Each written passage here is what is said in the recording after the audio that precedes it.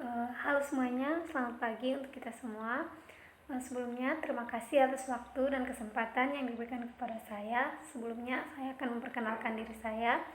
Perkenalkan, nama saya Ducayani Apriansa Sabuna. Saya mahasiswa semester 4, Fakultas Ilmu Kesehatan dari Universitas Kediri.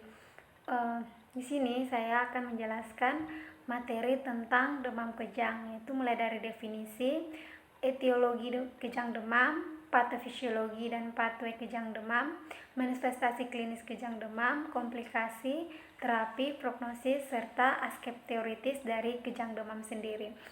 Untuk itu, untuk tidak memperpanjang waktu, langsung saja ke materinya. Yang pertama, definisi kejang demam. Sebelumnya kita lihat dulu apa itu kejang. Kejang bukanlah suatu penyakit, tetapi manifestasi dari suatu penyakit atau gejala dari suatu penyakit tertentu. Nah, demam kejang sendiri adalah bangkitan kejang yang terjadi pada kenaikan suhu, di mana kenaikan suhu rektalnya di atas 38 derajat Celcius yang disebabkan oleh proses ekstrakarnium atau di luar rongga kepala. Adapun berbagai penyakit yang dapat memicu kejang demam, misalnya kelainan genetik dan faktor kelahiran, kemudian demam, infeksi otak, toksin, trauma, gangguan peredaran darah, gangguan metabolisme, nutrisi, tumor, kelainan generatif, kemudian faktor psikogenetik dan penyebab yang belum diketahui secara pasti.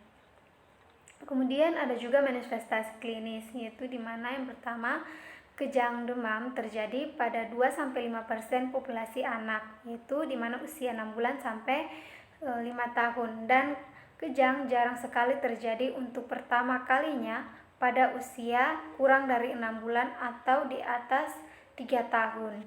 Nah, insiden puncaknya ini terjadi pada usia 18 sampai 22 bulan. Nah, untuk anak laki-laki lebih terjadinya kejang demam sendiri lebih besar dibandingkan dengan perempuan, di mana perbandingannya ini 1,4 berbanding 1,0. Nah, itu untuk laki-laki dan perempuan. Sedangkan untuk menurut ras, lebih banyak terjadi pada kulit putih daripada kulit yang berwarna hitam. Nah, untuk ras ini belum diketahui secara pasti, dan untuk lebih lanjutnya belum ada juga. Nah, selanjutnya ada juga klasifikasi kejang demam, yaitu yang pertama, kejang demam sederhana atau simple febrile serosa, dengan ciri-ciri gejala klinisnya yaitu 1. Kejang berlangsung singkat atau kurang dari 15 menit. Kemudian kejang umum tonik atau klonik, umumnya berhenti sendiri. Terus tanpa gerakan vokal atau berulang dalam 24 jam. Jadi untuk kejang demam sederhana ini terjadinya cuma 1 kali dalam 24 jam dan tidak ada kejang berulang dalam 1 kali 24 jam ini. Kemudian ada juga yang kedua, kejang demam komplikasi atau kompleks febrile serosa, di mana ciri-ciri gejala klinisnya itu yang pertama, kejangnya lama atau lebih dari 15 menit. Kemudian kejangnya ini vokal atau parsial satu sisi, atau kejang umumnya didahului dari kejang parsial. Jadi kejang satu sisi ini mungkin saja tangannya itu yang terjadi kejang pada saat dia demam. Kemudian kejangnya ini bisa berulang atau lebih dari 1 kali dalam 24 jam. Jadi bisa terjadi 2-3 kali dalam sehari untuk demam komplikasi ini. Kemudian ada juga etiologinya. Yang pertama, untuk kejang demam ini belum diketahui secara pasti untuk kejang demam. Namun ada juga bisa disebabkan oleh demam, yaitu ISPA atau bisa disebut infeksi saluran pernafasan atas. Kemudian bisa terjadi juga karena radang telinga tengah, atau yang ketiga bisa terjadi karena infeksi saluran kemih atau saluran cerna. Kemudian etiologinya, kejang tidak selalu timbul pada saat suhu tinggi. atau terkadang pada suhu tidak terlalu tinggi juga. Selanjutnya ada faktor risiko, yaitu yang pertama faktor risiko demam, yaitu suhunya meningkat maka seseorang bisa terjadi kejang demam itu. Kemudian dari faktor usia, yaitu yang tadi sudah saya katakan bahwa biasanya ini terjadi pada kebanyakan kejang demam sendiri terjadi pada anak-anak, yaitu dari usia 6 bulan sampai 5 tahun. Kemudian dari faktor genetik, itu riwayat demam kejangnya itu diturunkan dari orang tua atau keluarganya yang lain, atau bisa juga saudara sekandung untuk demam kejang ini. Kemudian perkembangan anak ini terlambat atau malnutrisi. Selanjutnya ada patofisiologi.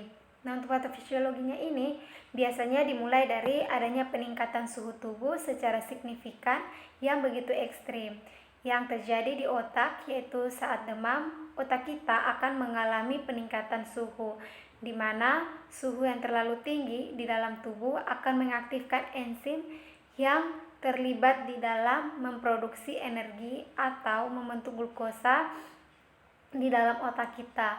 Nah, untuk sumber energi untuk otak satu-satunya yang di otak itu hanya berasal dari glukosa sendiri. Nah, ketika terjadi peningkatan suhu yang begitu tinggi, maka enzim-enzim yang terlibat di dalam pembersih glukosa ini akan bermasalah. Nah, sehingga kebutuhan metabolisme nantinya anak akan kekurangan energi dan sumber oksigen, atau aliran oksigen ke otak akan menurun, sehingga nantinya ini yang akan menyebabkan sumber energi di otak menjadi sangat rendah ketika mengalami kejang demam. Nah, sementara itu glukosa atau energi ini sangat dibutuhkan untuk menstabilkan membran natrium dan kalium yang nantinya akan mengatur kecepatan kontinu sel aksi.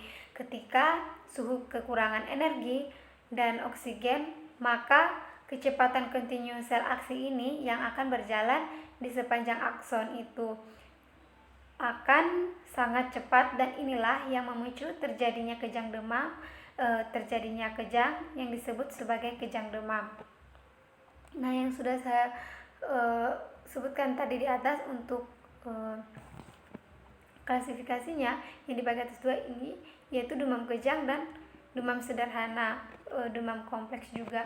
Kejang kompleks biasanya sering terjadi dan akan menimbulkan resiko injury atau kelainan pada kerusakan sistem saraf pusat, dan demam kompleks kejang ini juga akan berisiko tinggi berulang. Kemudian ini merupakan pathway dari kejang demam, bisa dilihat sendiri. Kemudian ada juga komplikasi. Nah, komplikasinya itu bisa terjadi 2, yaitu faktor resiko berulang kejang demam dan resiko terjadinya epilepsi. Kemudian ada juga terapi, yaitu untuk pemberian obat saat demam, yaitu antipiretik atau obatnya paracetamol dan ibuprofen untuk demam. Kemudian ada juga obat antikonvulsan atau diazepam. Kemudian yang kedua bisa juga dengan pemberian obat rumahan, yaitu asam valproate. Selanjutnya, prognosis dari kejang demam umumnya baik untuk fungsi saraf yang normal, tapi kemungkinan terjadinya epilepsi sedikit meningkat dibandingkan populasi pada umumnya.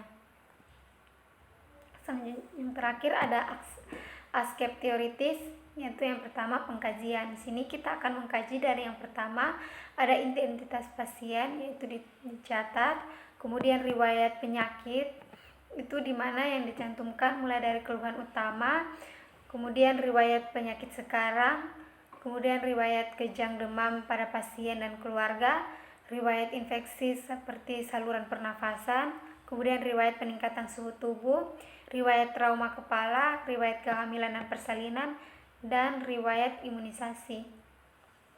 Kemudian untuk riwayat psikososial dan perkembangan, kita juga akan mencatat peningkatan perkembangan anak terganggu.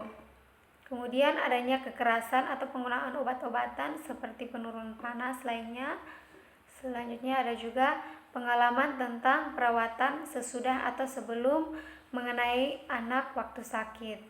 Kemudian ada tentang pengetahuan keluarga, yaitu kita akan mengkaji tingkat pengetahuan keluarga yang kurang, kemudian keluarga kurang mengetahui tanda dan gejala kejang demam, kemudian ketidakmampuan keluarga dalam mengontrol suhu tubuh, ada juga keterbatasan menerima keadaan penyakit. Selanjutnya untuk pengkajian neurologik, yaitu yang pertama kita akan mencatat tanda-tanda vital mulai dari suhu, pernafasan, denyut nadi, tekanan darah, denyut jantung, dan tekanan nadi. Kemudian kita akan mencatat pemeriksaan kepala, yaitu fontanel, kita akan mencatat menonjol, kemudian rata dan cekungnya. Kemudian juga lingkar kepala itu di bawah 2 tahun bentuk umumnya. Kemudian untuk reaksi pupil kita juga akan memeriksa ukuran reaksi terhadap cahaya, kemudian ukuran pupilnya, kemudian kesamaan respon. Kemudian untuk tingkat kesadaran, untuk kewaspadaannya respon terhadap panggilan, kemudian iritabilitas, kemudian letargi dan rasa ngantuk, kemudian orientasi terhadap diri sendiri dan orang lain.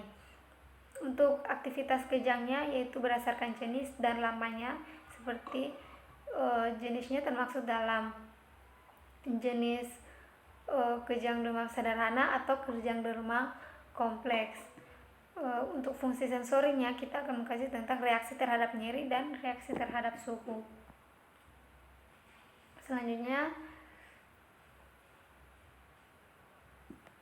ada juga refleks, yaitu refleks tendosupresial dan refleks patologi. Kemudian ada juga kemampuan intelektual, kemampuan menulis dan menggambar, kemudian kemampuan membaca. Nah, untuk diagnosa keperawatannya, diagnosa keperawatan yang pertama hipertermia yang berhubungan dengan peningkatan suhu tubuh, kemudian resiko cedera yang berhubungan dengan kejang, kemudian perfusi jaringan serebral tidak efektif berhubungan dengan reproduksi aliran darah ke otak. Kemudian dari diagnosa ini kita akan mengambil intervensinya, kemudian membuat implementasi dan evaluasi. Nah, ini merupakan penjelasan dari demam kejang. Sekian dan terima kasih.